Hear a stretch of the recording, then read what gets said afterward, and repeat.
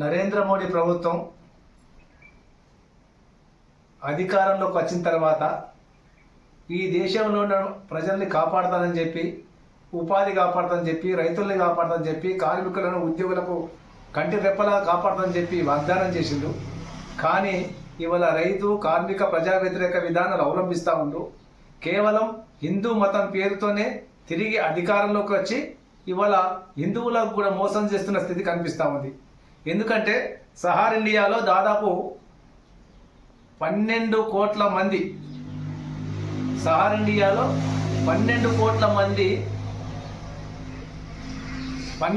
మంది తమ దగ్గర ఉన్నటువంటి డబ్బుని పొదుపు కోసం అని చెప్పి ఈ యొక్క సహార్ ఇండియా కంపెనీలో పెట్టుకున్నారు.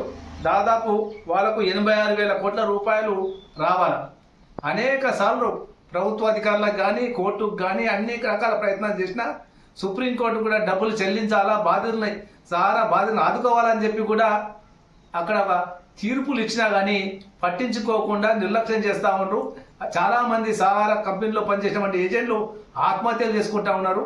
అనేక మంది పిల్లలు వాళ్ళకు రావాల్సినటువంటి అమౌంట్ రానందు వాళ్ళ చదువులకు దూరం అయ్యారు. పెళ్లిళ్ళు కాకుండా ఇప్పుడు ఇబ్బంది పడుతున్న స్థితి కనిపిస్తూ ఉంది. మరి ఇవాళ అమిత్ షా కానీ లేకపోతే నరేంద్ర మోడీ కానీ ఇవాళ ఇట్లాంటి బాధ్యతలను ఎందుకు ఆదుకోవట్లేదు అని చెప్పి మేము ప్రశ్నిస్తూ ఉన్నాం. ఇప్పటికైనా వెంటనే వాళ్ళని ఆదుకోవాలని చెప్పి ఐఎఫ్టీగాకి కేంద్ర ప్రభుత్వాన్ని మేము డిమాండ్ చేస్తూ ఉన్నాం. అదేవిధంగా కార్మిక ప్రజా వ్యతిరేక చట్టాలను వాపసు తీసుకోవాలి. అట్లాగే ఈ దేశంలో ఉన్నటువంటి 140 కోట్ల జనాభాలో దాదాపు 44 కోట్ల మంది కార్మికులు ఉంటే అందులో కేవలం 39 కోట్ల మందికి మాత్రమే 39 కోట్ల మందికి ఎట్లాంటి చట్టాలు లేవు. కేవలం 5 కోట్ల మందికి మాత్రమే పిఎఫ్ చట్టాలు ఉన్నాయి. అట్లాగే దేశ సిపాయిలు, దేశం సరిహద్దులో ఉన్నటువంటి సిపాయిల్లాగా గ్రామాల్లో పట్టణాల్లో సఫాయి కార్మికులు పనిచేస్తున్నారు. వాళ్ళందరికీ కూడా కేంద్ర తరఫున కూడా సాతిని అందించాలా, చేయితనివ్వాలని చెప్పి మేము డిమాండ్ చేస్తూ ఉన్నాం.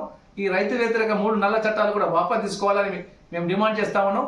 రాష్ట్రంలో ఉన్నటువంటి ఈ మన రేవంత్ రెడ్డి ప్రభుత్వం కూడా రైతు భరోసా ప్రారంభించినప్పటికీ ఇంకా అర్హులైన వాళ్ళు ఎవరైనా మిస్ అయితే వాళ్ళని కూడా కవర్ చేయాలని చెప్పి మేము ఈ సందర్భంగా ఈ ప్రభుత్వానికి గుర్తు చేస్తూ ఉన్నాం. ఎందుకంటే గతంలో కేసీఆర్ సర్కార్ కానీ కేంద్రంలో ఉన్న మోడీ సర్కార్ కానీ చెప్పేది ఒకటి చేసేది ఒక రకంగా ఉంది.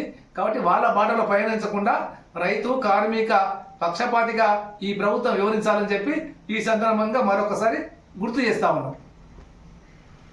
ఎప్పటికప్పుడు వార్తలను వీక్షించేందుకు Q9 న్యూస్ ని సబ్స్క్రైబ్ చేసుకోండి, లైక్ చేయండి, షేర్ చేయండి. విలువైన సమాచారాన్ని ముందుగా మీరే తెలుసుకునేందుకు బెల్ బటన్ ని క్లిక్ చేయండి.